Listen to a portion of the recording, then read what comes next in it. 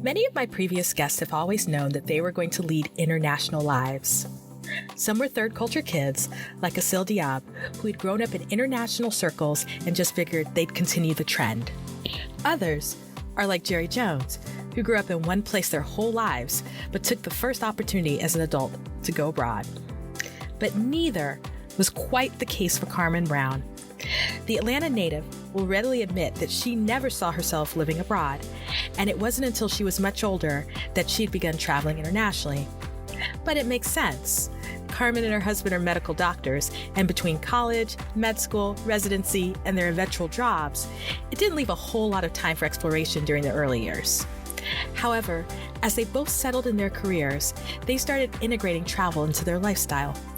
And it was while they were on a trip to New Zealand, getting a much-needed reprieve from their busy lives, that a seemingly random encounter would lead Carmen contemplating taking their careers global. In this episode, Carmen will recount the very real burnout and the decision-making process that led her and her husband to move to a small town in New Zealand. She'll also discuss why she thinks her parenting style has adjusted abroad, especially as the mother of an autistic son. And she'll also discuss how she supports underserved communities, particularly Indigenous populations, in her adopted home of Melbourne. Carmen's journey to becoming an expat has all kinds of twists and turns, but once her family went down that path, it became obvious that living abroad was the choice for them for the long haul. Welcome to the Global Chatter.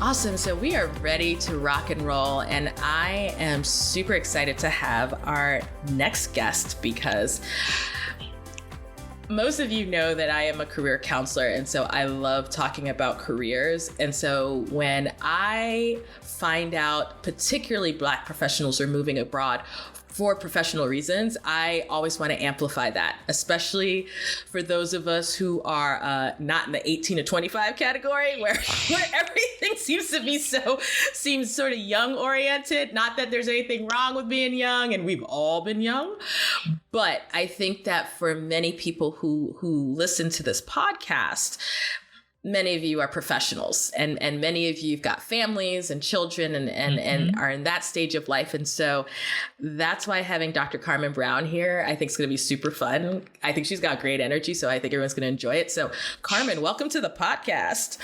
Thank you for having me. You know what? I want to let people know look, first of all, she is bright and she is shining right now, but it is almost midnight. Midnight.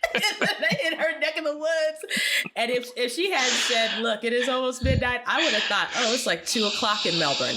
And are you in the Melbourne area? Is that where you are? I'm in Melbourne. That's right. Okay. So, thank you for faking the funk. And you're so welcome. and being here.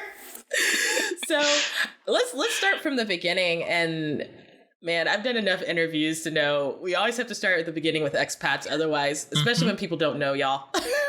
And so I know for a fact, because I do my research. Now you're from Georgia, right? Is that right? I'm from Atlanta, ATL. I knew you're from ATL. But so tell me, in your childhood, and this is always important to me, did you grow up traveling? No, not really. My mother was actually a flight attendant for Eastern Airlines. And you didn't grow up traveling? Yes, but domestically. I'd never left the country. That's fascinating. Yeah. So where did you go domestically? Pretty much mom's home, Buffalo, New York. We went to Pennsylvania a lot. The exciting locale of Buffalo. No offense to my people there. We would travel to, I guess, but basically to see family. Buffalo, Harrisburg, Pennsylvania. That's where my dad is from. I think a couple times we might have gone to the DMV area, but in general, it's really just back and forth to those places. There were not a lot of exotic locales. It wasn't. It was domestic back then. And I'd not left the country at all until 1999. That's the year I first left the United States and went to Mexico. So I know a lot of people don't count that because they're connected. No, Mexico's different though. Mexico is not the U.S. Exactly. Well, so I counted. So I was going to say, what took you to Mexico? A honeymoon. Okay. I mean, hey. It's very simple. Well, here's the funny thing. Mexico, I think right now for Americans is kind of popping. And it was sort of always been popping. Yes. But I hate to say it, but because of COVID. And the proximity, yes. Right? Yes. So it is funny to me how many expats right now, we're getting questions of Black expats who want to move to Mexico. And so we ain't knocking Mexico. I mean, hey. No, I think there's a large expat population there, which is, I've learned about it recently because of COVID, and which is interesting. So I would definitely like to chat with some people from there because that's interesting. Oh my gosh. So Mexico was your first experience abroad. And so first experience. And back then, they didn't even require you to have a passport. Back then, I traveled on my birth certificate. Yes, so that's... I remember that. Look. So yep. Wait a minute. That means you kind of told me your age because I know what you're talking about. You probably do. I got married in 1999, and I really wasn't actually a child bride. So, it's like I was quite young.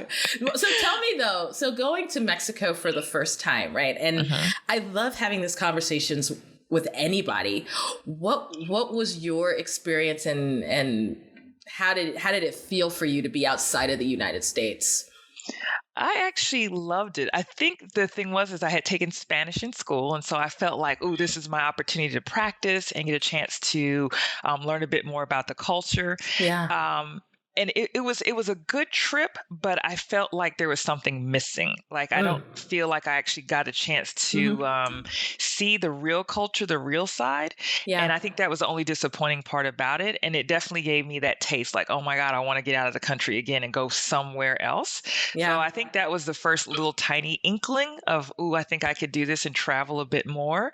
Yeah. I think I was always a little bit different. I always dreamed about faraway places, but I would never have thought that I would have been an expat. Like if someone had asked my old self, back in the 90s and, Atlanta, are you going to move overseas one day? I'd have been like, I don't think so. It wouldn't have been a stupid idea, but it wouldn't have been something that I would have said, this is my plan in life. Wow.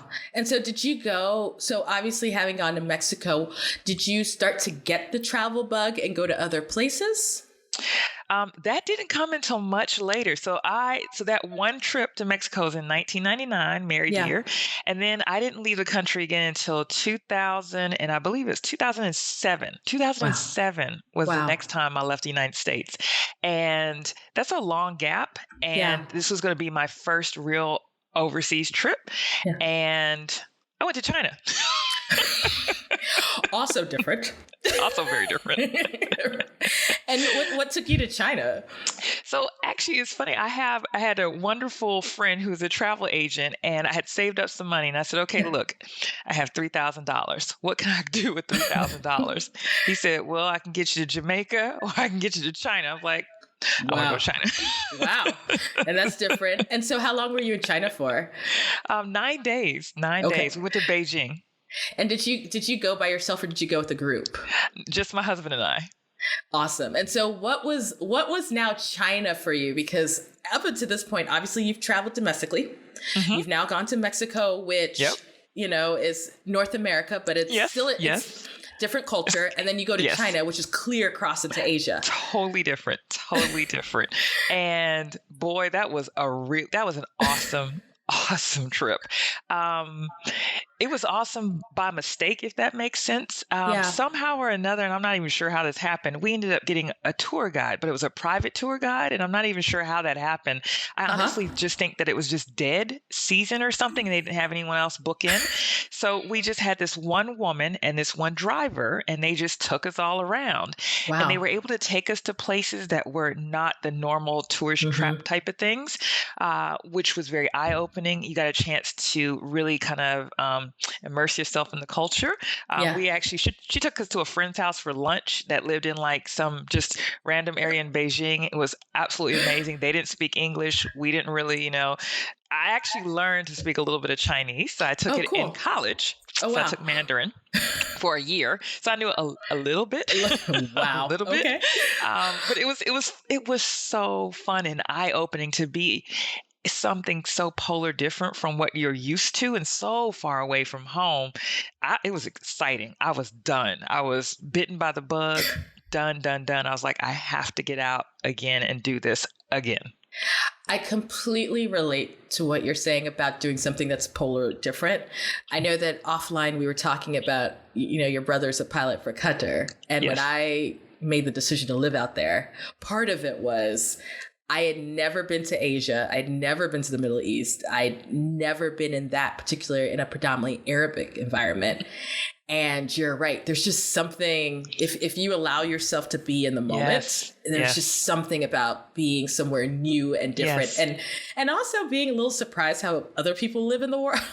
Yes. You're learning. You're just learning their everyday lives, how it's different from yours, how it might be similar to yours. It just challenges you in so many ways.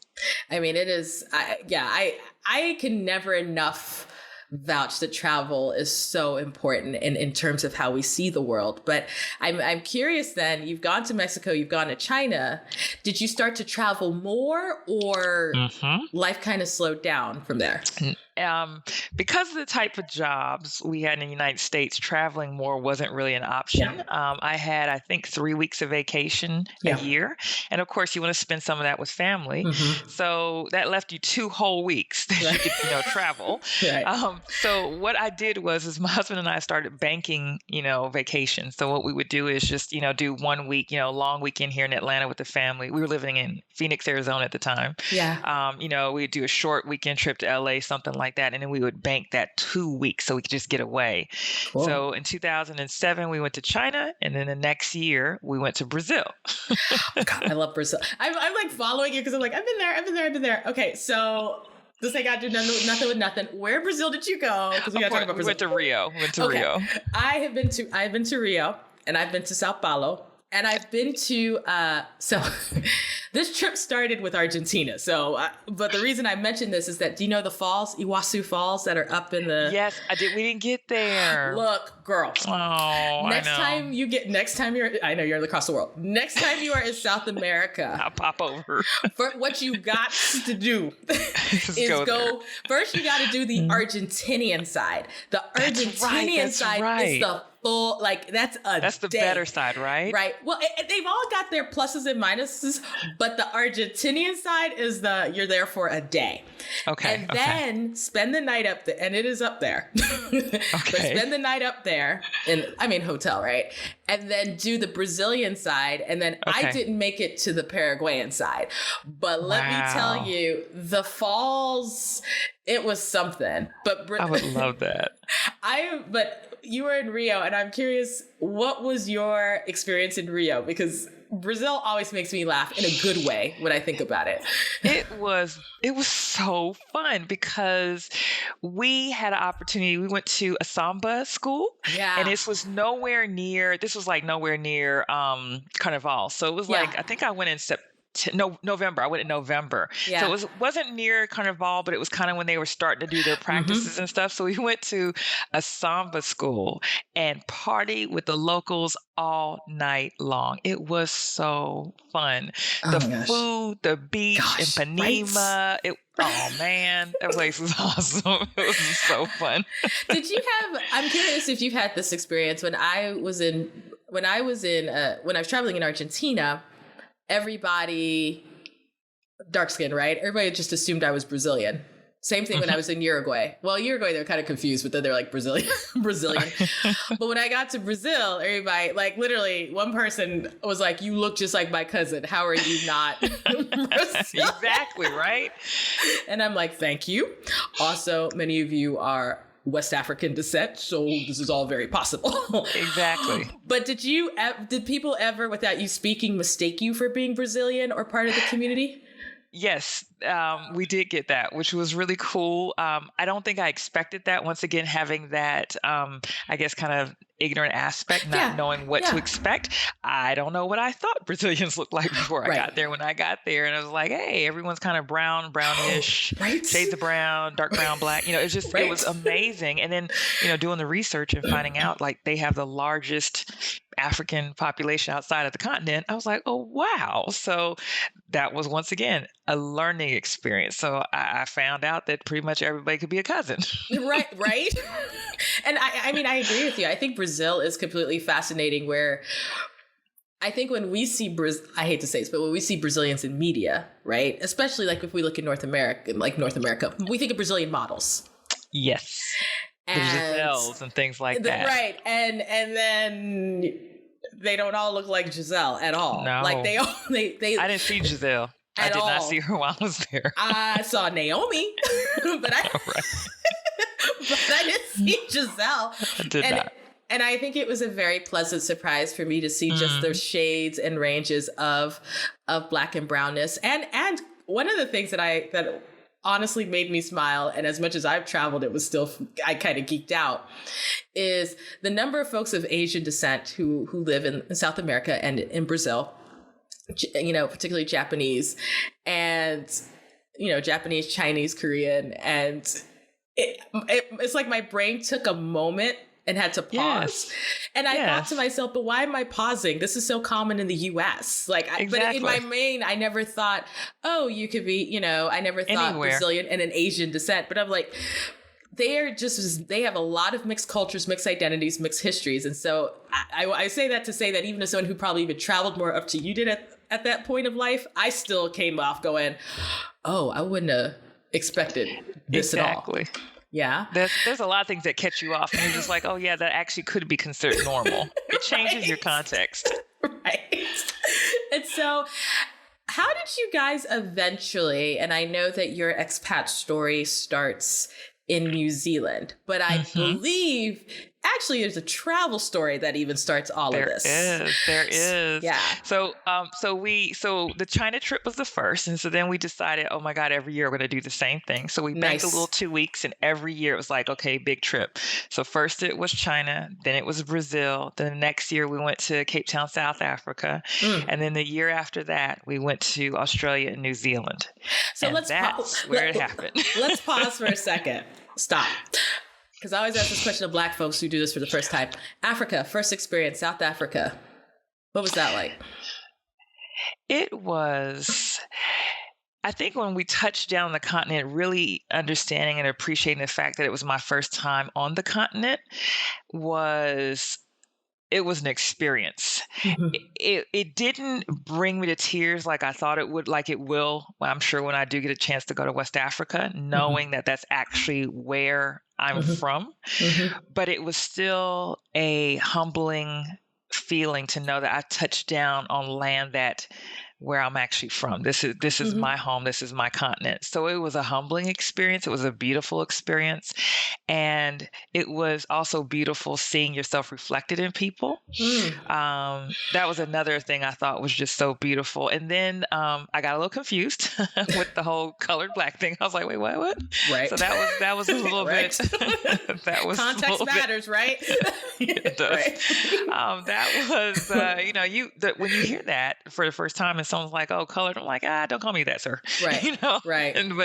It was a beautiful place to start off. I got a chance to do a safari. So we got outside of Cape Town, went up to Kruger. Yeah. But to see, the homeland, it was, oh my God, it was such a beautiful time. It was a good time. As many times as I talk to folks who get to Africa for the first time, I definitely hear some of that sentiment, and it's a spectrum of it. And I think you are right. I think because I believe you're going to get there. When you get the opportunity to go to West Africa, and I know that for a lot of people, usually the easier way or easier place to start is Ghana. That's usually where I hear the emotions come. Yeah. Right. Yeah. I'll probably lose it. I'm pretty sure I will. And because people get the opportunity to go to the ports and to see the start, right? And kind of know that. And so, but it is, I always tell folks that Africa can unfold for you in so many ways. And so you find a region you have a connection with, and you have other places where you're like, this is amazing. But the connection's a little bit different, right? And so I'm already pumped for you guys, because I get pumped when people tell me where they want to go, because I go, you're gonna have an amazing time, or you're gonna hate it, but that's okay. That's true. That's true. There might be places you're like, I'm not gonna go back there. And that's totally valid. But I had to make sure I stopped there before we get to New Zealand, because I was like, wait a minute, she just went to Africa for the first time. Let's circle back. I did. First time. Okay. So you go to New Zealand. We went to New Zealand. That's right. Now, Was New Zealand a bucket list place for you guys, or is it just you just It was. could go? It was a bucket list place. So it was like, okay, we're gonna hit Australia, New Zealand, as you do, because they're close together, and you're going halfway around the world, so you might as well. Right. So, we're gonna go to both. And once again, we only got them little 2 weeks of vacation. Right. You gotta have some recovery time. So then you really don't have 2 weeks. You more have like 10 days. 10 days. So we actually did Australia, New Zealand, 10 days. And of course, you're not gonna see the entire continent of Australia. You're not going to see all of New Zealand, but we had a breakneck trip in those 10 days and really got a good feel. And the feeling that I got when I was in New Zealand was different from any other place we had traveled thus far. Now, granted, I hadn't been a lot of places. I'd been to South Africa. I'd been to, Brazil. I'd been to China. Yeah. But when I went to New Zealand, there was like this blanket of peace or something that came over me, and I felt so just, I don't know. I wish I could explain it better other than just peaceful in my soul. That's the best way I could explain it. That's the best way I can explain it. It felt like I could do this. I need to live here. My being belongs here. And so was that a result of you just being on that trip, or did you have interactions with people that kind of triggered that? Like what made you think, okay, I could just be here?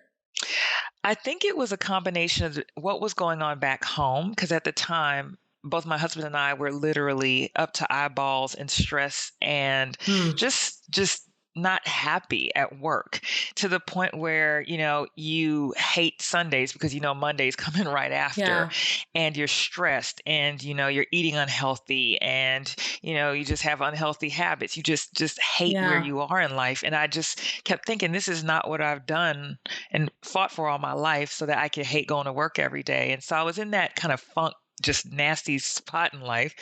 And then when we got to New Zealand, just the genuine nature of the people that we'd met, the relaxed and just kind of slow lifestyle that everyone seemed to have, the fact that people seem more focused on, are you okay as a person? How are you? And not focused on what you do for a living and, what your class is and how much money do you make a year. It just, none of that seemed to matter. It all seemed to be a genuine interest in the person as a whole. And I got that off the people. At least I thought I felt that off the people. I just did a recent interview with a woman who, also a Black professional, very good at her job. And in her case, she's an attorney. And we're going to obviously talk about you being a doctor. And her, part of the reason she started what she's doing was because she needed a career break. Right. Yep. The reality that she was working all these hours and the burnout. And it almost seems like burnout was probably the thing that was coming for both you and your husband if you're working at such a high stress level. Interestingly enough, I think we can almost recognize it better now because of COVID, at least in the US, because of how we've had to continue working even in the midst of something traumatic happening, both domestically and with a virus. And so I guess then the question becomes, because I guarantee you there's at least one person listening who's like, I'm partially listening to this podcast because I want to be inspired by what people are doing. So I guess the question comes, you're in this place that you find absolutely beautiful, and the energy is different, and it's better for your wellness. Yes. Where's the point where you make the decision that maybe this could be a place I could live?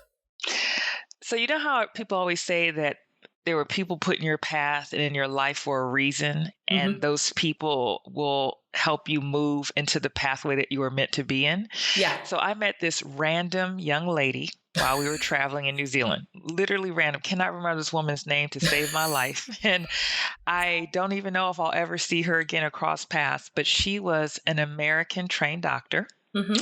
And she just happened to be traveling on her own. And she heard the accent. We started chatting, found out we're both doctors. Oh my God, that's so exciting. And she said, I work here now. And I said, oh my God, that's so exciting, And, and she says, you don't have to take that for the rest of your life. And I was like, she's right. It just clicked. She didn't say, oh, I'll help you find a job and let me help you. It wasn't even that. It was just like, you don't have to take that for the rest of your life. And it clicked. And I was like, she's right. I'm gonna get out of here. Oh my gosh. Okay. So then how does that process start? And let me back up. You are a medical doctor, obviously trained. Know you went to Morehouse. I know you went to Tulane for undergrad. So I already know these things. Is your husband a physician as well? He is. He's an anesthesiologist. Okay. So you guys, now did the two of you have this, were you both talking to this woman or was it you by yourself?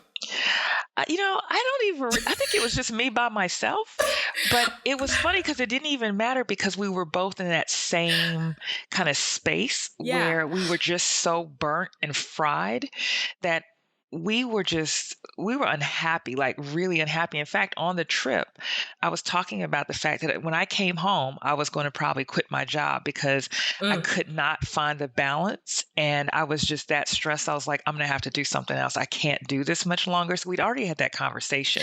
Gotcha. So it was already kind of out there that we were at a boiling point. And so yeah, that stimulus, just talking to her just seems like it was just like, boom, you're supposed to be here. This feels like go this way. This feels like a whole dream sequence, but I know she exists. This is the thing. She's like, my husband wasn't there, but I'm pretty sure this woman existed. I swear, I wish I remember who she was. Well, shout out to her wherever she is. I would thank her. Thank you so much. She's in New Zealand somewhere. She American, so she living her best life. So you talk to this woman. You guys have already had this conversation. Yes. So from the practicality part of it, did you start plotting while you were, and I plotting jokingly, but did you start plotting while you were in New Zealand on trip, or did you come back, or were you on the plane, or what did you just decide to do? So I never really do anything kind of halfway. So on the plane back, I was like, yes, I'm gonna quit my job when I get back. like all good people. and we're going to move to New Zealand. My husband was like, that's a great idea. That's like me every trip, though. I'm not even going to front. Like every trip, I swore I was moving to Italy. I didn't care about nothing. Tuscany was calling my name. Me too. We're talking about Tuscany. So I did it. Literally, I got home. And I felt like something had shifted in me, and I went ahead and wrote my little letter of resignation out. I put it in. So we got home from that trip in December. Okay. I tendered my resignation as soon as I got back, and my last day of work was at the end of January. Okay. So you're doing that. What's your husband doing? Did he put in his resignation? So he was actually working at a lot of different hospitals as an independent contractor. So he didn't really have to put anything in. So It was really easy for him. He could just be like, that was it. And he was finished. So it was easier for him. I just put my resignation in, and my last day of work was the end of January. So while you're doing that, how did you prepare or even start to put the pieces together for New Zealand? So even before the pieces came together, the travel bug was still like sitting right on my shoulder and bothering me. And I realized that we were going to go do something really different, but I still wanted to travel. And this was going to be our first break in life that we could do something big. And I was like, well, let's go travel. And we're going to do an around the world trip. And that's what we did. I love when grown folks do this stuff. Like I said, we always talk about we always talk about the 18 to 25-year-olds, but I love when like grown people with careers and retirement plans and bad backs, right? Are like, oh, we go travel for a year or travel for 6 months and we're just gonna go around the world, because then it takes out this mystique that it only has to be if you haven't done something by a certain age, you can't do it. Yes. And so how long did you guys travel around for? 6 months. So you did you did it. 6 months. 6 months around the world trip. We hit 27 countries. See, that's the life right there. It was so awesome. While you're traveling, did you take that time to kind of figure out what the next steps were? Or was it really a full, I really need to disconnect, decompress, get my mind back? It was a bit of both because at that point I had completely turned off from the idea of coming back home and going back to the same kind of grind. Mm-hmm. And so that was when we were like, okay, we're really going to try to make this work in New Zealand. The first half of the trip, I would say, was just really just live in, disconnect, Yeah. immersing yourself in the culture, learning about these new places and spaces you were going to. Yeah. That was the first half, just literally trying to just relax and release all that tension, the stress that we'd had built up from, working for like the last 8 years. Yeah. And then the second half, I remember faxing documents from a hotel in Peru to a recruiter in New Zealand. Right. So That's one does. I was looking for a job while I was traveling. Exactly. That's what you do.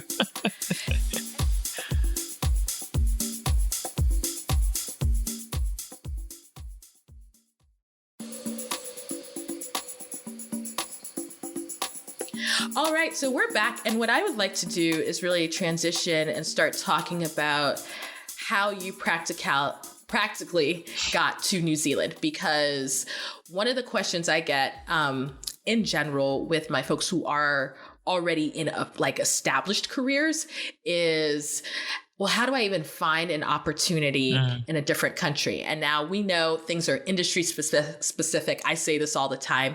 Different industries do different things. But you obviously you and your husband were able to find opportunities in New Zealand once you decided that's where you wanted to go, which, by the way, I want to tell folks, I think that's even key. You already knew what country. Yes. So that helps a lot. Yes, it does. If you're thinking about being a expat and it's tied to professional reasons as well as other things, knowing the countries already takes out, I think, half of the work. And so how did you start to find the opportunity that would eventually lead you to New Zealand? So our first foray into this is honestly, I would say this was 10 years ago. I don't think there was a lot of information out like there is now. And so I'm saying that to say the way we went, I wouldn't necessarily recommend it. And what we did is we used a recruiting agency, a locum company that places doctors in different positions. And the reason why we used them is because there was no information out there. I don't think Facebook was even a really big thing back then. And if it wasn't really utilized as much. There was no LinkedIn. You didn't have as much access to information. And so trying to find a job and figuring out what to do was not going to happen unless you had some help. And so we opted to go with a company to help us find jobs in New Zealand. And they were able to place both my husband and I at the same hospital, which was key because it's going to be difficult if you got two people, same profession, trying to go to the same area in a very small country. So that was another big key. So we were able to find jobs at the same hospital together, and so we used the agency to do that for us. And I think that's super powerful. And I often don't talk about that enough, but to be fair, even in the 2020s that we're in right now, that's a way a lot of people are still finding opportunities. Because I think especially when you're in a certain level in your career, right? So I see it with my international educators, I see it with my engineers, and I obviously could see that with medical professionals where having an agency who actually understands the system, knows the system you're coming out of. And in your case, obviously you're American. So that's a little bit different, I think, compared from maybe some other nationalities, and they can kind of make that work. Yes. And so when you were making that jump and they found the opportunities, were you, and I'm curious about this because I'm thinking like my folks who are diplomatic corps, maybe other businesses, did they find housing and all of that for you, or was that something you had to kind of work out on your own? So they found housing for us, and the hospital actually had housing that was near the campus for visiting docs, visiting nurses. So we were able to stay in one of the hospital houses, which was really nice. So that actually worked out very, very well. Oh my gosh. Sorry. I love free housing. Little to cut it. Free housing, man. That is the price alone. Yes. Free housing is free awesome. Housing and low cost housing. Yes. And so where did you go in New Zealand? I keep saying in my mind it's Auckland, and I know that's because Auckland's big, and then my brain also wants to say Wellington, but I know that's not right. So where'd you go? So our very first job in New Zealand was literally at the bottom of the South Island. So if you went to the map, went all the way down to the bottom tip, that's where we were. It's a little farm town called Invercargill, and it is known for dairy farming, and yeah, that's pretty much it. And I loved it. It was a lovely town. It had terrible weather, but because the next stop after Invercargill was Antarctica. So gotcha. You kind of get an idea of how far down it is. Yeah. But it was just so beautiful. It was surrounded by so much natural beauty. And that, I think, is the hook with New Zealand, especially on the South Island. So if anyone wants to know, South Island, I'm like pro South Island all the way, because it was so beautiful. And it's so much more wild and, natural, and has all the things that you see and think about when you think about New Zealand. Lord of the Rings, it was all South Island pretty much. So it's just got that stunning, jaw-dropping beauty. Like, I can't believe this is real kind of thing. So that's where we were. We lived in places where I can't believe this is real. This is real. Yeah. And so, and you guys had come from Atlanta. I really think this is a stage of life thing, because you came from Atlanta and you're talking and you're like, it's rural and it's like the scenic New Zealand and what you think of the movies. Yes. And I get excited because I'm old enough now to be like, oh my God, I just want to farm somewhere and people need to leave me alone. So when you say that, sounds good. I can't farm. I'm a generation removed. I can't farm.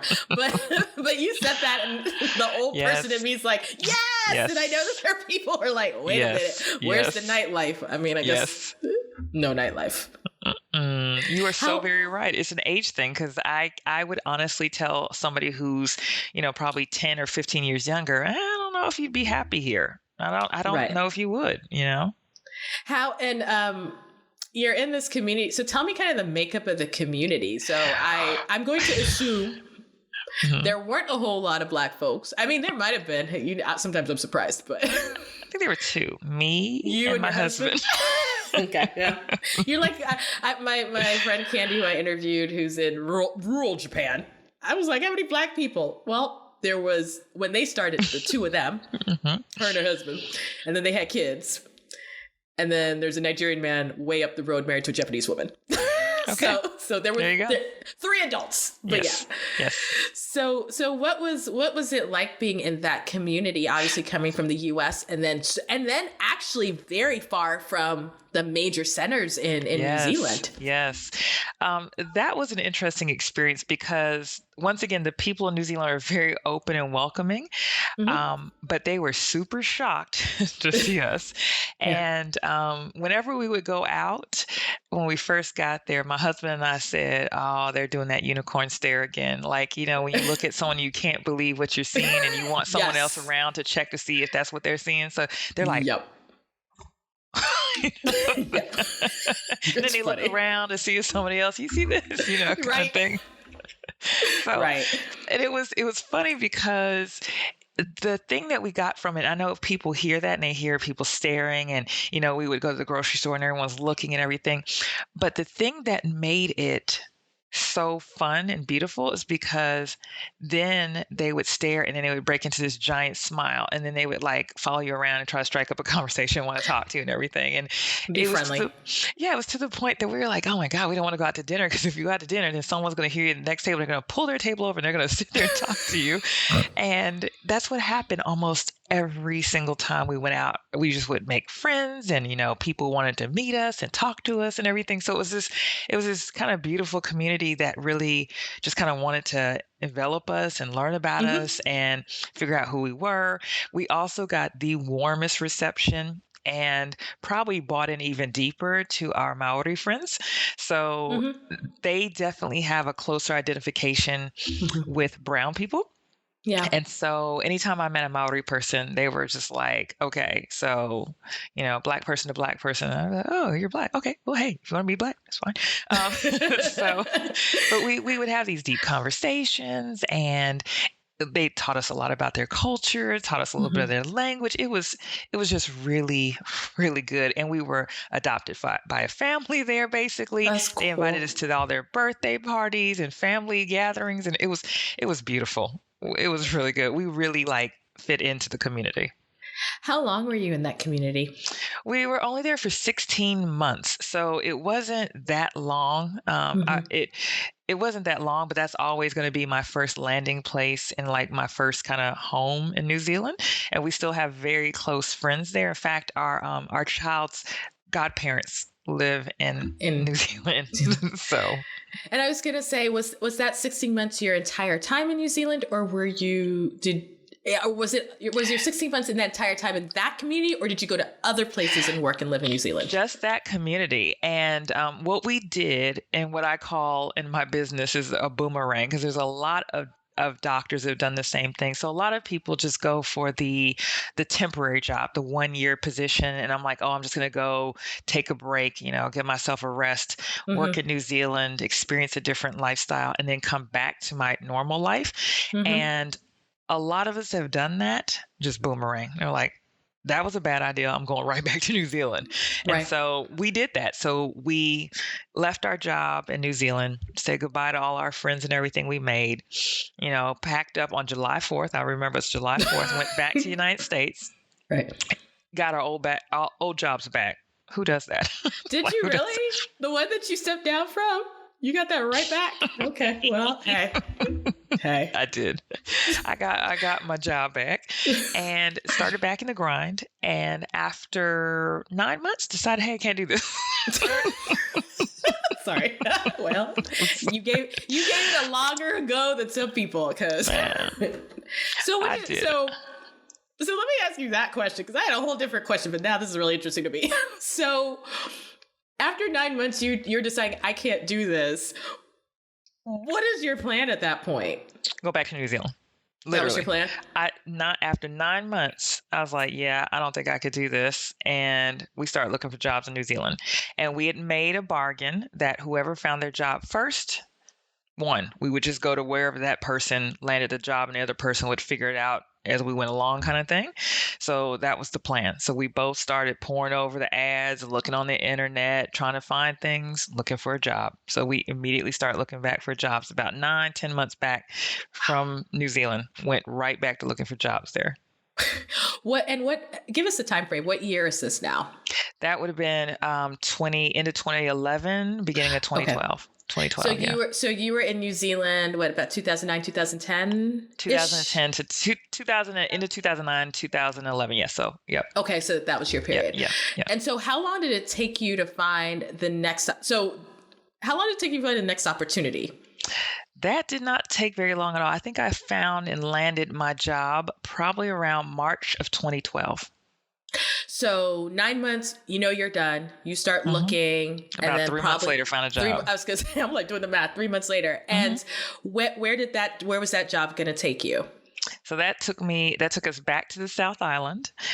So this one was this was amazing. So we ended up right in wine country. So if you've ever had a Sauvignon Blanc from New Zealand, that's where we lived. So the main Sauvignon Blanc producing region. So we're at the top of the South Island, which happens to be the sunniest place in New Zealand.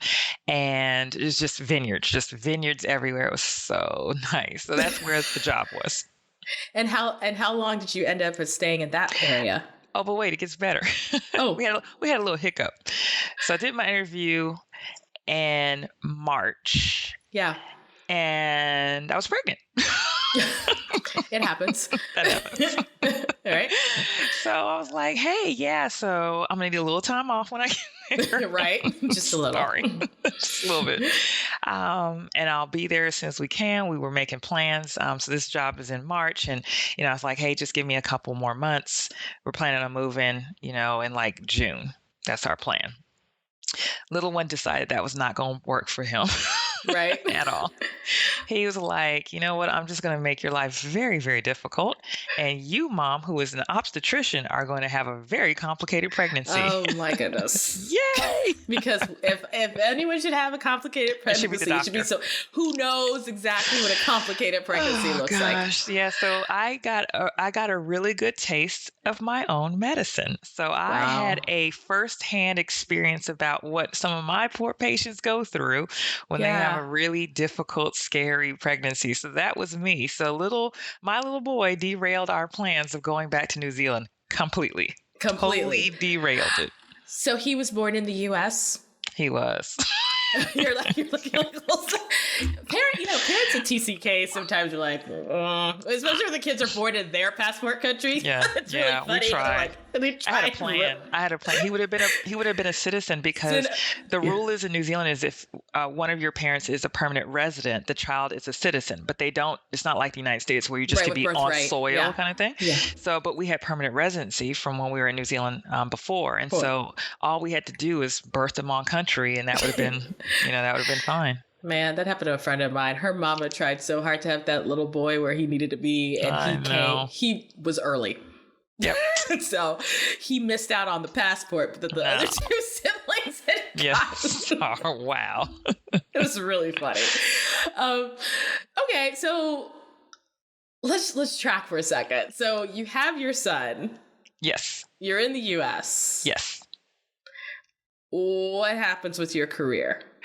So I still worked because that's just, I guess, what you do. You like to torture yourself. Right. So still worked, husband still working. And then when my son was 9 months old, I found a job in New Zealand. It's like, I'm trying to figure out how long it would take before you guys bailed. I only last 9 months, usually 9 months. That's the length of the pregnancy. That's the length I can wait before I go back. You're doing better than most people, though, because why stay in a situation you hate? Exactly. Right. Exactly. Mm-hmm. So you found another opportunity in New Zealand. That's right. Found another opportunity in New Zealand. Did you make this opportunity in New Zealand? I made the opportunity. We moved back home. I say home to New Zealand with my little one in tow. He was 10 months old when we got on the plane and flew all the way across the world again to New Zealand. And let's see, we moved in, I think it was October 2012. 2013. Okay. October 2013. Oh, so this next question is actually going to set up the question I really am going with. How long were you in this role? This role I was in for almost 3 years. So you are obviously a physician and your husband is, and I think we started to get into some of this early on when I was asking you questions. At this point, you've had, let's say about 5-6 years total of being at least a physician in New Zealand. Yes. Does that sound about right? Yep. You know very well, as someone in the medical industry profession and someone who's American, how very much healthcare in the U.S. is such a political topic. Yes. And it is such a, I don't even, the first term in my head was dumpster fire, but that's not where I was going. Oh, yeah. I wanted to be I wouldn't have corrected you. You know what I mean? It's like this Tinder, just this topic that for whatever reason just evokes all kinds of emotions, good, bad, wherever you are on the political spectrum. Yes. I am curious because you know the debates over healthcare, you know the debates over health insurance, you know all of this, whether it's a right, whether it's a privilege, who should pay for it or whatever. I'm curious as someone who's actually practiced, and I'm taking up to New Zealand, and I know that you are practicing in Australia as well. Mm-hmm. So feel free to include that experience. But how is it different being a practitioner in Oceania, quite frankly, than it is being in the US? Like, what is different? Because obviously you've also alluded to your own health and wellness. So right. What has been different for both you and your husband just being doctors, not in the US? I have to admit the reason why you do find American doctors here is because there's no comparison. It is so much better. It is absolutely and utterly so much better. I left the United States because of my job. That was the reason why I left. I know that a lot of people, more contemporary, leaving circa 2016 because of political reasons or whatever. I literally left because of my job. I, went into it as a bright-eyed, bushy-tailed, young person thinking I was going to open up a practice in Atlanta down the street from a family and just do all this wonderful work. And, a couple years out of training, realized that that was literally a pipe dream gone eons ago. There was no such thing as the family doc, and there was no such thing as having that person experience that you had when you were a child. Like I remember having with our pediatrician and my mom's obstetrician and that type of thing. That was not going to happen any longer.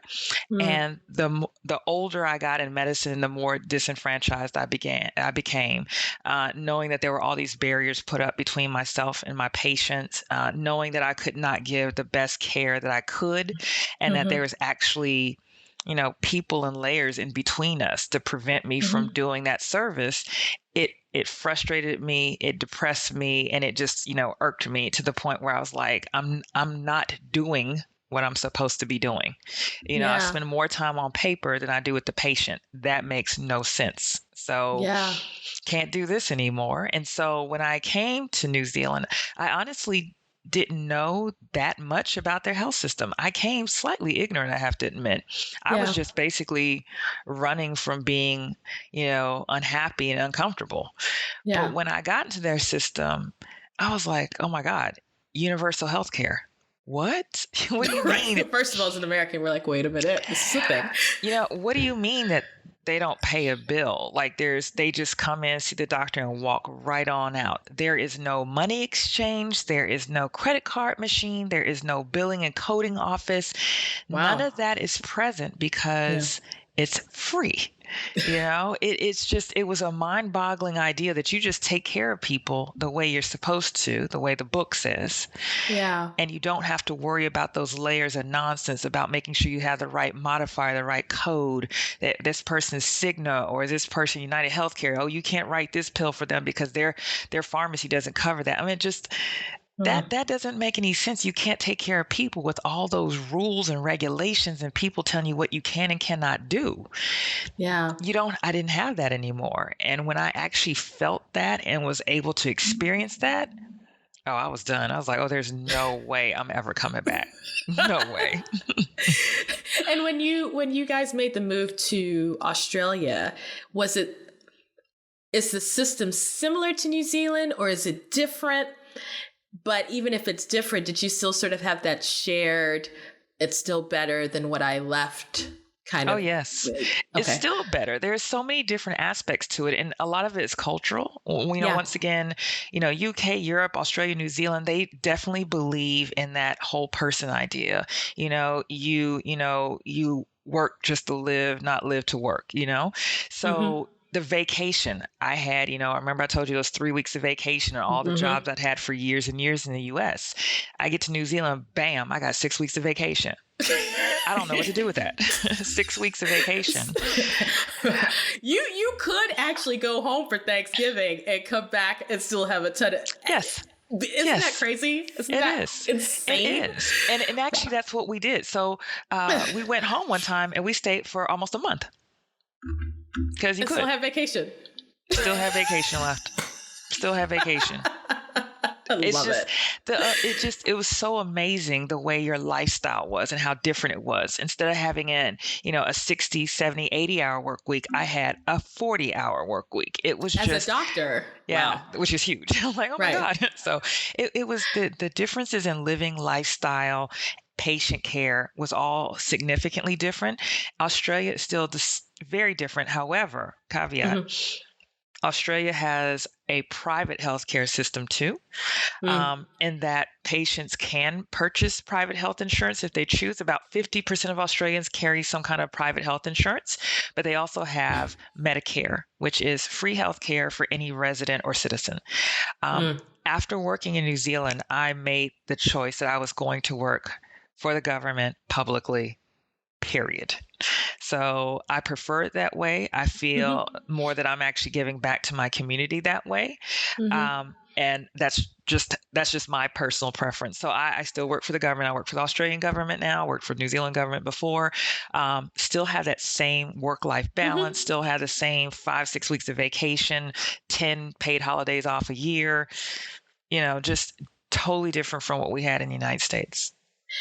And so, because we've been talking about Australia, what caused you guys to look to moving to Australia after having been basically in New Zealand on and off, but really a grand total of 5-6 years? What was the catalyst for that? So I have to admit, the last job I had in New Zealand, that was probably going to be my resting place. I actually saw myself retiring out of that job. I loved the place, loved the town, loved the people. Were really settled, good friends and everything. And we had our son Noah with us, and that's when we started noticing some things about his behaviors, things about his tolerances to lights and people. And then we were like, he stopped talking, and it was one of those things like you notice, but you're like, oh, that's odd, And so little by little things started happening, and then we were like, I think we should get him assessed. Something's not quite right with his development. And at the time he was about 2.5. And I took him to one of my friends, a pediatrician and everything, and that's when they gave him a diagnosis that he had autism. And he was like, he's really young. This is good. We've made an early diagnosis, but we got to hit the ground running if we want to get him those skills that he's going to need to kind of, navigate in the world. So he's like, okay, he outlined the kind of things we need. Okay, you need speech. You should probably have an occupational therapist. You should have this and that. And so they're giving us all these things that we should look at. We're in a small country town.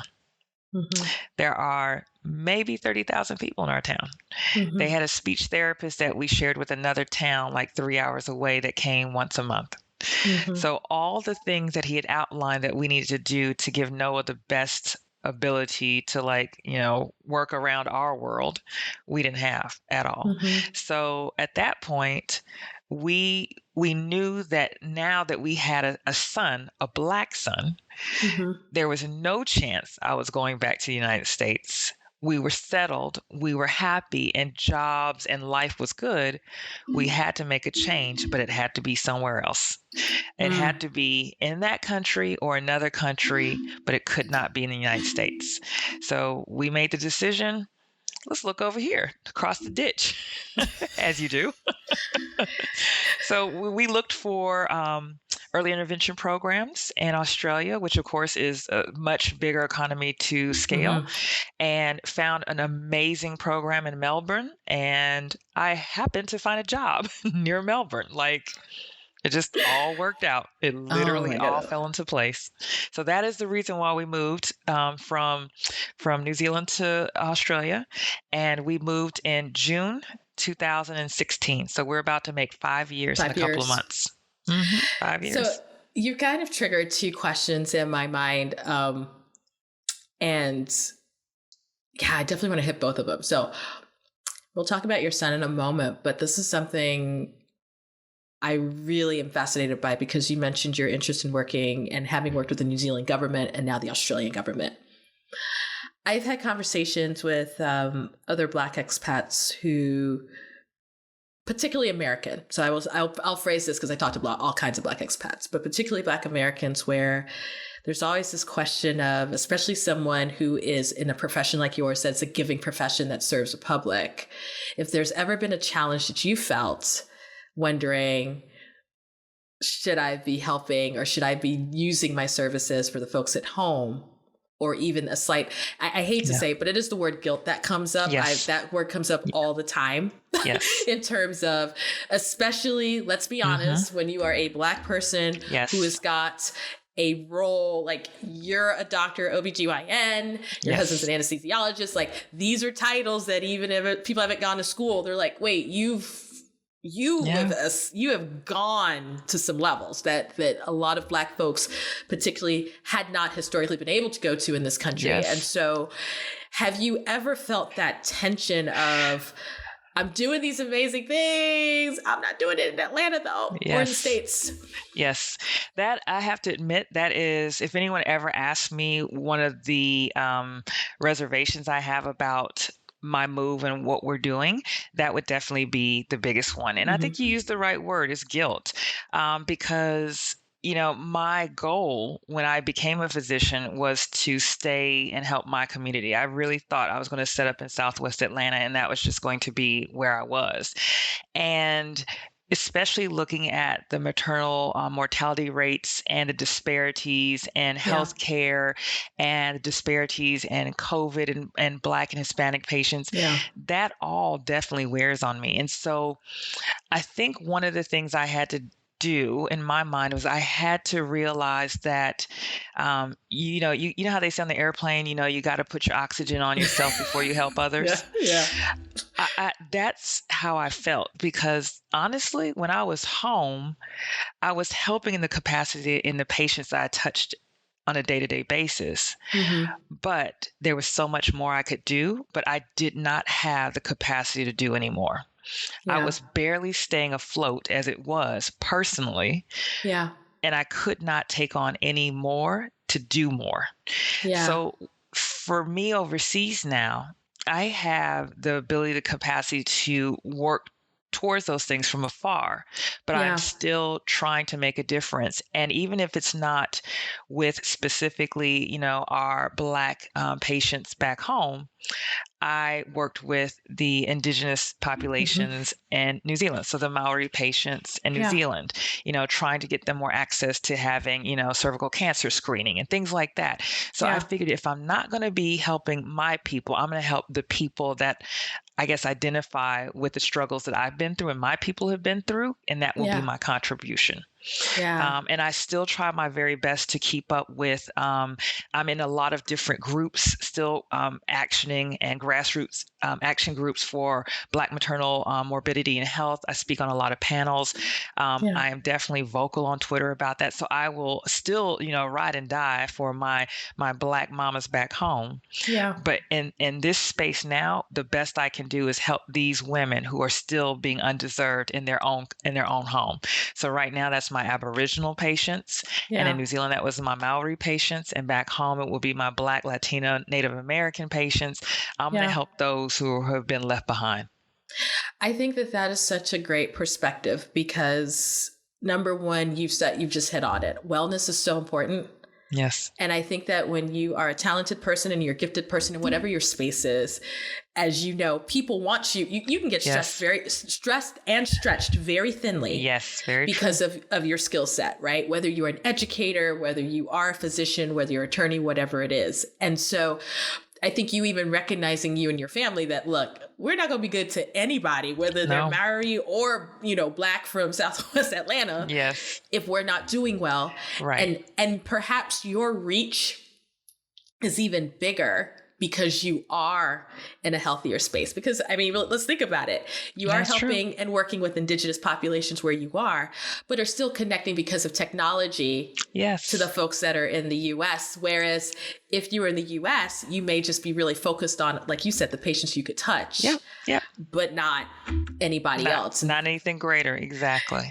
Yeah, no. I mean, the guilt conversation is something, it is amazing how often it comes up specifically with Black America.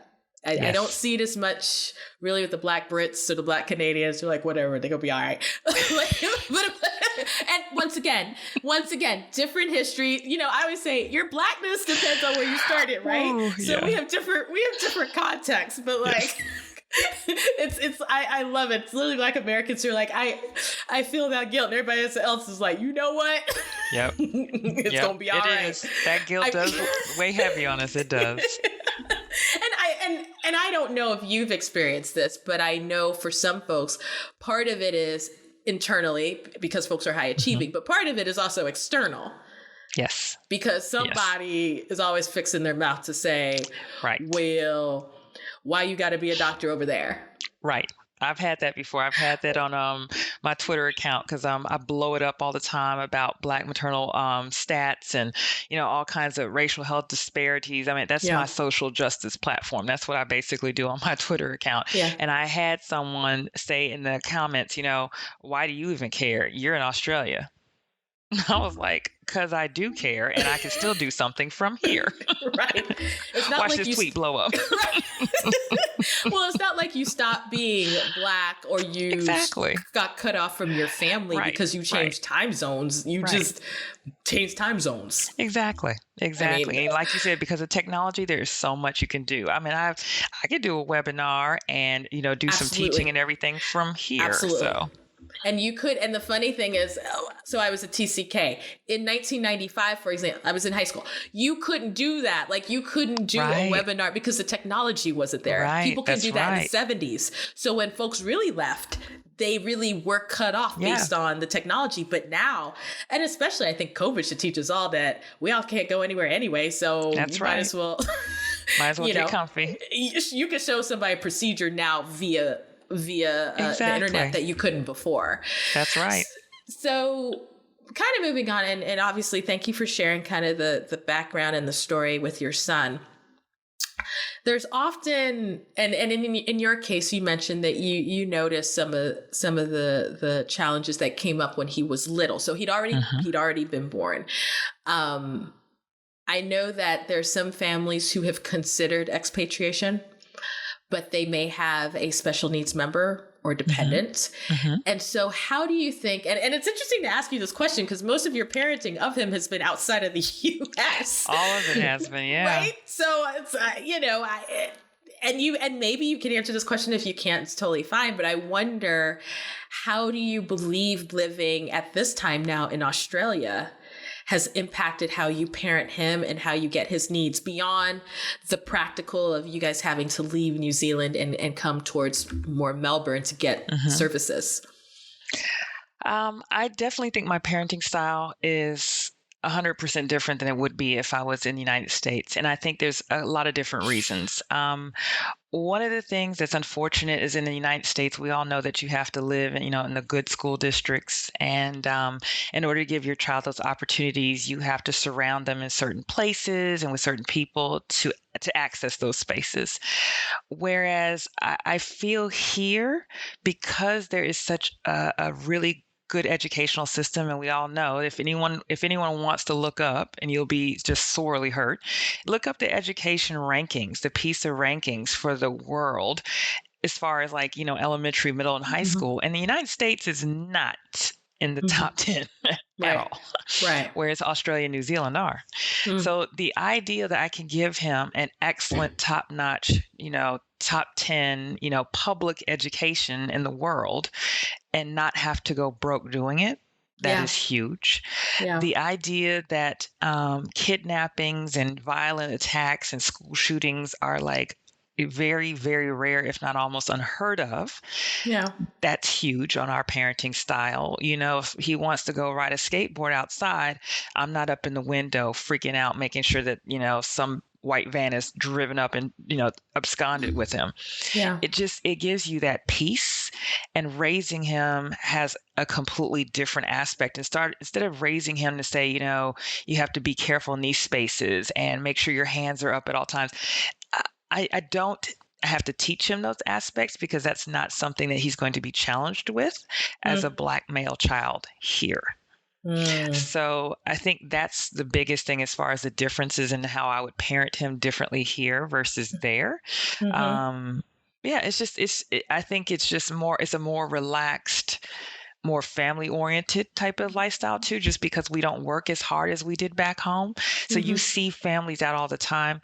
My mom actually commented when she was here visiting last time, she said, I've never seen so many dads out with their kids.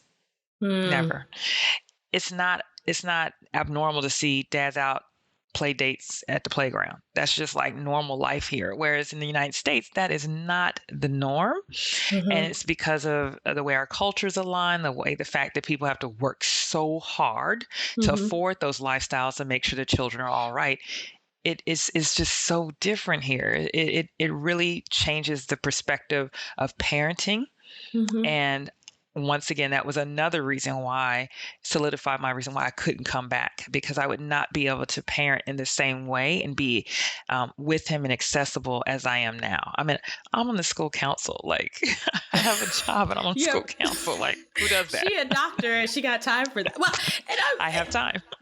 And I think it's just amazing. Like, that quality of life that you guys were seeking before you had your child, it seems like it has just completely permeated the way y'all, even for him, right? Yes. And just that calmness and peace, because that's something I do hear from parents, and particularly American parents, right? Where depending on where they go, it's a completely different environment and a little bit, even if they are the minority where they're going, it's just a different... it's a different vibe. And we all know this. Prejudice, racism, all of that exists everywhere. So everywhere. Not a single I was like, nothing is a kumbaya moment everywhere. No. You know what I mean? Like, we get this, like, we know this. But as it presents itself in the US, it's just a very particular type of insidiousness. That's right.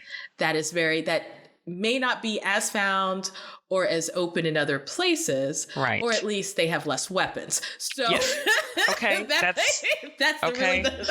Yes. I'm so sorry. I was thinking about this. You were talking. I literally was thinking about this morning. I kept thinking, it's not that people aren't crazy in other places. It's just they don't have access. They don't have the access to weapons. Seriously, man. If we got rid of those, it might be a completely different place. I can't. So I started thinking in my mind, if we did get rid of the weapons, what would the U.S. look like? But it's sort of like healthcare, right? We have certain ideas about things, and for whatever reason, we're not going to let them go. Like, we refuse to let them go. Yes, we will not change. We just hold on to those things.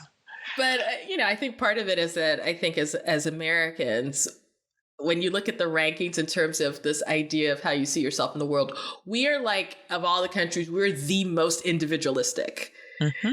And it's good, I think, especially when you talk about innovation, creativity, finding your path. That is such an amazing thing, right? To just be like, I'm going to be fearless. And you have to think about it because, and I always have this caveat, Native Americans were here. Black Americans who are not recent migration, so I'm saying 60s on, were brought here, right? But you have to be kind of a weirdo to leave whatever country that you knew. No, and I say this even as soon as an expat, right? And just be like, I don't even know what's over there. Nope. And I'm going to stake claim, and I'm going to live in Buffalo, New York with that winter and figure it out. Yes, right? Exactly. So I get the individualism, but then when you think about things like healthcare and wellness and really gun violence and all these other issues, all of a sudden it becomes, we kind of need to work at this together. Yes. But that individualism kind of works against it. And so I could see, especially a Black parent, child with autism, Black boy. Mm. I mean, and it's... We've seen the stories, right? I think, what was it, yesterday or 2 days ago was the birthday of Elijah McClain, who was the young man. I posted, that's right. I posted about him. Yep. Who was killed in Colorado, for those who don't know, Aurora. For no apparent reason. And I think we've all seen the videos of him playing the violin and just looked like a really sweet young man. And then I think fairly recently, it was also not the birthday, but the kind of the anniversary, Ahmaud Arbery. And here's the thing. You and I are talking about in the last 12 months, right? Just two young men. Yeah. You and I know plenty of names that came before. Yes. And some that came after. Yes. And so that trade-off to living in Australia, I can totally understand. Yes. Especially as a parent. Yes. Which then kind of leads me to sort of pivot. You're doing all this stuff. So your mama, wife, doctor, arguing on Twitter. I mean, arguing on Twitter is a job. I'm going to tell you that. I mean, you may not be arguing, but you on Twitter, right? Social media is a job. Yes, it is. But you also started a consulting coaching practice, which I did. I first of all, I'm pumped. I'm not even a doctor, but this is why I'm pumped, because I see all kinds of practices and, you do Black expat stuff, you see all whatever. But I love the fact that this is so professionally focused, and it's so you have a niche. It is, I ain't gonna talk about everything, but what I'm gonna tell you is this is how you could be a doctor in New Zealand and in Australia. That's so it. Tell me a little bit about Expat MD, why you came up with it, and who is it really targeting, and what's the focus? So I came up with it because in the 8 to 10 years I was overseas, I've actually helped about 8 doctors immigrate to New Zealand or Australia. Yeah. And the reason why I did that is because, as you know, once you get there, word disseminates. And the next thing you know, someone's saying, oh, I know someone who's in New Zealand. You should contact them. Yeah. And then I'm giving them the steps, telling them how to do it. This is what you start off with. This is your application. And after doing that 5, 6, 7, 8 times, I'm like, wow, I could probably make a business out of this. And so that's how Expat MD was born, in that there's such a desire out there for American physicians to pivot and to see what else is out there and how they can work and have a completely different lifestyle. And since there's so much more information out there than there was before, they know more than when I moved 10 years ago. There's Facebook groups devoted to people who want to be, docs abroad, and there's, expat Dr. Mom, and, all kinds of groups. And so that information is out there, and those people are thirsty to figure out, well, how do you do this? And a lot of times it could be they don't know where to start. They are, just mortified on how do I take the first step, or they're just busy. They don't have time to do it, but they want to get it done. And so, after thinking about it and going back and forth, I was like, you know what? I think I can do this. I mean, you were doing it anyway. Might as well get paid for it. I just don't. That's me. You've been doing it. You do it for free. Now you can do it to get paid. You sound like my husband. He said that too. So that's exactly right. I'm always looking at the hustle for Black people. I'm like, get paid for that. That's right. So how long has it been in existence? Is this relatively new, or? It is brand new. So she launched at the beginning of February. Oh, this February? Yeah, 25 days ago. Holla Black History Month. Let me go ahead and start a business. And no. Yep, 25 days ago now. And I've been on the site, and I was reading along, and I'm like, well, I didn't go to med school, but maybe I could shimmy myself into this. But so how are you working with? Are you working with individuals like one-on-one? Are you doing group coaching? Are you doing webinars, masterminds? What's your format? So my format is one-on-one. So I do one-on-one coaching. And so we have different programs depending on exactly how much they want to do and how much they want us to do for them. And so for people who are just dabbling, that figure that they can probably make the time but don't know where to start, I basically will set them up with the whole program and explain to them where they start, how they start with their licensing, how they start getting their credentials recognized in Australia and New Zealand, which visas they would probably qualify for, and also to kind of help them with identifying jobs that will be best for them. So it's kind of a full service kind of helping them out.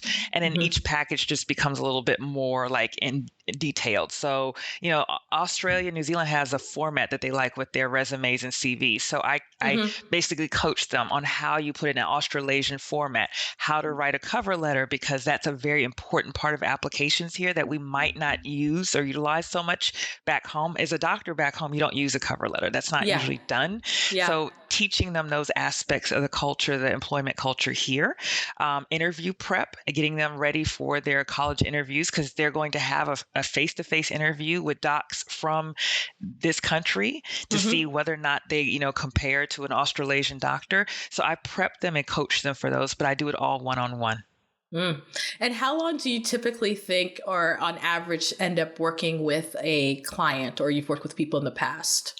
So usually in the past, it takes quite a while, because the whole process usually takes about 3 months or longer. But the biggest key is getting those applications in and getting started. So on average, I'll probably be with a client for anywhere from 4 to 12 weeks.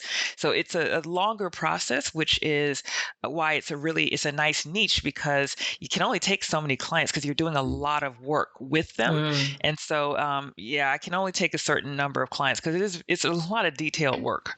I'd imagine. Yeah, no. And it's a very, like I said, you're very niche and it's very specialized and you're on a very particular path. And so I can understand that those that you're working with also are serious because typically I'll see folks who are like, well, I want to go abroad. And I'm like, okay, there's some coaches I think you need to work in your situation, but they're not as serious. But I think if they're doing what you're doing, that they would be. And so, oh my goodness. Well, here's the thing. We're definitely going to have the links in the show notes and we're going to have the links on the website because I am always looking for quality coaches anyway, because we get asked a lot of questions in the Black Expat. And so I think that I definitely want to promote that to make sure that Thank you. A, you know what you're talking about. B, you've done it. C, you've kind of helped other people. Cause like I said, there are probably people sitting here right now going, Lord of the Rings, I want to go to New Zealand and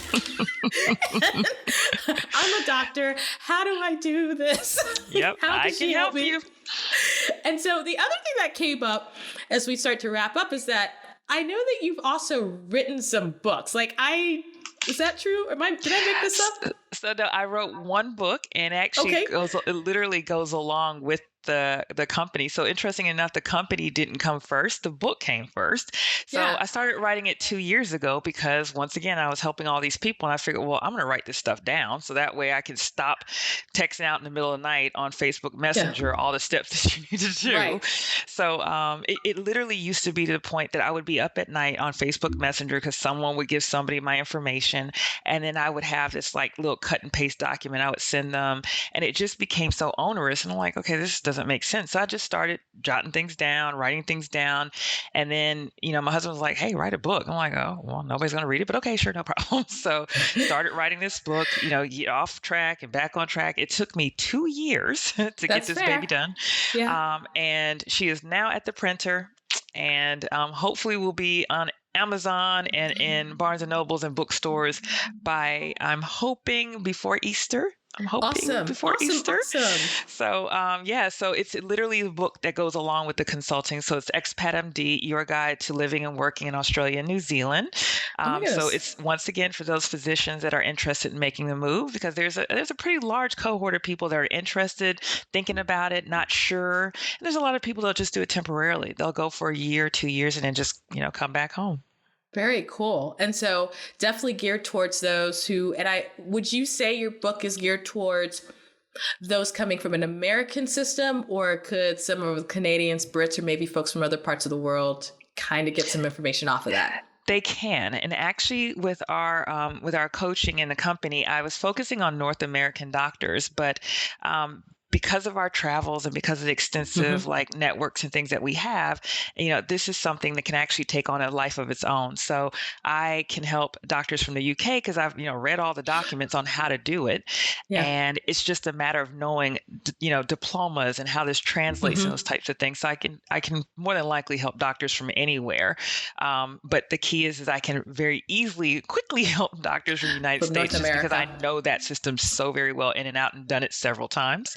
Very cool. But we also have other professionals that are here that we know and would like to branch out and maybe even consider, Expat MD Engineering Edition or, Expat MD, Consultant Edition. So we have these people in our networks here, and there's no reason why we can't use that education and knowledge to branch out and help others that might want to make, the bounce over here. And I'm remiss because I do want to ask this because you mentioned about sort of these other areas. Do you think that is part of the reason that maybe it was easier for you to find an opportunity? Is there a shortage or is there a need? So I guess that's a question I should have asked. The career counselor maybe should have said, where's the critical shortage? Because now that people are excited about some places, I need to tell them, wait a minute. Who are they looking for before you just go hop on a plane? So that's the beauty of Australia and New Zealand. Australia, especially because it's such a vast continent and they have such a huge need for a lot of things. So both New Zealand and Australia put out their skills shortage list, and they will have a list of degrees, diplomas, specialties, professions that they need now. And those specialties will be fast tracked. And I've seen everything from chefs to people who are people who fix boats and everything. So I don't know what they call them, but people, do, soldering and stuff underwater. Forestry, people who work in forestry and lumber, engineers, all kinds of things. Even I just recently saw primary school teachers. So it doesn't have to be doctor, lawyer, whatever. It could definitely be a variety of professions that don't even necessarily require advanced degrees, masters, PhDs, that type of thing. So I would definitely say for someone out there, they should look at those, because there is a huge need for doctors in both countries, but also not just doctors. There's a lot of other skills and professions that are needed. And can I jump in real quick with, when you say doctors, is there any interest in nurses? Yes. Oh God. Yes. Okay. Yes. I will say that, because there'll be some folks who are like, I'm a CMP, or I'm a nurse, definitely nurse practitioner, or just, a licensed nurse. Okay. Yes. Cool. Yes. There is definitely a need for nursing. I feel like that's just a global thing. I mean, outside, you know what I mean? Where people are like, my mom was a nurse for like 40 years. That's why it's like, there's always a need for a nurse. Yep. Their population's aging everywhere. That healthcare is never going to go away. I mean, people get sick, people, heal, people they live need longer. They're That's the other thing. We're living longer. So there's definitely going to be a need. So there's all kinds of just spinoffs in medicine, ultrasound techs, Wow. Oh my God, there's so many things. So here's the most random connection, but this is gonna work. Career counselor. I work in a college of veterinary medicine. Some people know this. Some people will be hearing this for the first time and going, what? Anyway, so all of my students are getting their DVM. And the amount of job listings we get.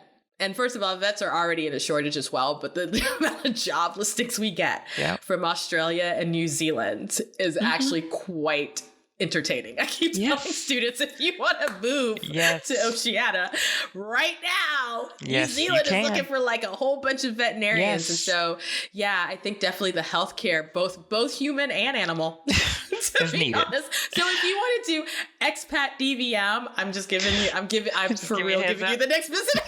Okay, cool. That's a good one. Thank you. I'm good for giving out jobs and free, this is how you can make money. Here's another area you can make money. Thank you. So as we start to wrap up, I always like to do these 3 lightning round questions. Okay. You don't have to think too hard about them. I mean, then people end up thinking too hard about them, but they're just things that I love to leave people on a high note with. So you are in Melbourne, which, of course, when I first think Melbourne, I think Australian Open, which obviously just ended. What's one must-have experience you must do if you come to Melbourne for the first time? You got to ride the trams. They have the most amazing public transport system, which makes this city super accessible. And it gives you a really good view of the different neighborhoods and different parts. We have some really funky, awesome street art, and just riding the tram is a must. That's just a part of being a Melburnian. Just ride the tram. Nice. Second question. And it's funny because you said something earlier that would totally answer this question. So you can't say what you said before. Oh, man. Okay. I was going to say, what's the most random thing someone has asked you? And I'm going to say just even living in Oceania. So someone from your home country. Now, you had said, are there sidewalks? And that kind of cleared that question. But what else is like the most random stereotype people tend to ask you when they find out you live in Australia? Do they speak English there? Literally had someone ask me that. Serious. Okay. Yeah. Just yeah. Stunned silence. That's where we're at. Yeah. Do they speak? Okay. Really? Yeah. I had someone ask me that. That's how insular we are back home sometimes. We just literally think no one speaks English outside of us in England. Well, maybe they thought, this is giving a lot of credit, kind of like Austria, and they speak Austrian, so maybe they speak Australia. Nope. No, they didn't. Okay. Nope. I have actually, this is a really sad one. This is another random on the side. I had someone call me. I'm not going to say who it is because I don't want to embarrass this person. I love them. Someone called and said, hey, I am going to be in Amsterdam soon. Can we meet up? And I was like, yeah, that's a whole nother country and another continent. They're like, I thought you were in Amsterdam. I'm like, no. Well, I'm like, okay, Auckland, Amsterdam, not the same, different continent, just totally different. Lots of flights. Yeah, let's just pretend you didn't ask that. I mean, because here's the funny part. Like, if you're on the East Coast of the Netherlands, it's nowhere near as far as it is Amsterdam to Auckland. It's right. like, it's literally like, I'm on the East Coast. I'm going to London, and I know London, and I've been to both, whatever. But from here to London is sometimes shorter than to California. So how you landed, well, maybe that's what they thought. Let me not put it black. This is what they thought. White people, Europe. That's where she is. She's not in Africa. Seriously, I'm not really sure of that thought process at all. I think they thought Amsterdam was the capital of New Zealand. Honestly, I think that's what it was. That's so fair. I really think that's what it was. Because that's the only thing to explain it. That's the only thing I can explain it. It's an A. Amsterdam's the capital of New Zealand. There you go. All right. Outside of having lived in Australia and New Zealand, right? Mm-hmm. In terms of travel, where is the location that you've been to so far in the world that you would go back to again? Fiji. Man, Fiji's on the bucket list. My Lord, it's so beautiful. It is on my bucket list. And you know what? It would have aired by the time this episode airs, but we did an interview with a Fijian woman who lives in the UK. And so somehow I'm over in that part of the Pacific Ocean with all my interviews. Oh my gosh. Fiji is amazing. I've been there twice and it's just like, oh my goodness. Fiji's about to be my spot. The world just has to open up and then I think I'm going to be fine. I'm just like, come Lord on to Jesus, Fiji. Let's open up so I can go somewhere. Fiji Carmen, is bomb. Thank you so much for staying up and hanging out and just sharing your story and your family story and your career story.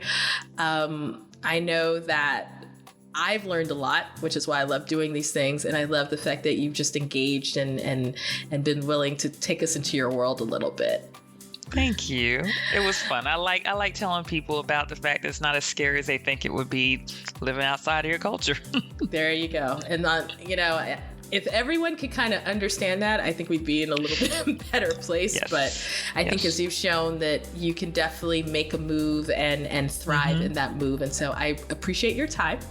Thank you very much. And with that, thank you so much for listening in. We're going to have all the contact information for Dr. Carmen Brown, where, as well, where to find it on our website and on our social media. I'm saying this as if everyone doesn't know where to find it, but you will be able to find her and connect with her, especially if you are interested in moving abroad to the areas that she's lived in, and particularly if you're a physician. So I would encourage you to reach out. But thank you again for listening, and we'll be back next time. The Global Chatter with the Black Expat is hosted by me, Amanda Bates. It is produced by Justin Williams. You can find the show wherever you get your podcast or follow us on our YouTube channel at The Black Expat Presents.